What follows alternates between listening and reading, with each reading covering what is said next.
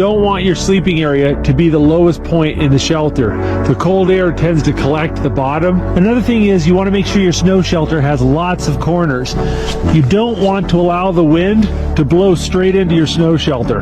Additionally, when you do have a corner, make a little extra room so when the wind comes down, it goes past the door instead of being funneled into the door. The type and quality of the snow really affects how much energy it takes to build one of these shelters. This was really easy stuff to work with, so things went really fast. I moved a lot of snow in just 4 hours, but I'm gonna get a chance to really test this shelter out. It's supposed to be a pretty good snowstorm tonight. I earned my hot chocolate tonight.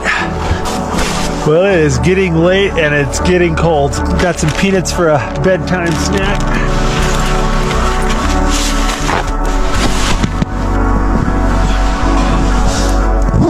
Well, it's getting late, so I'm gonna go ahead and eat some peanuts and listen to an audiobook and go to bed.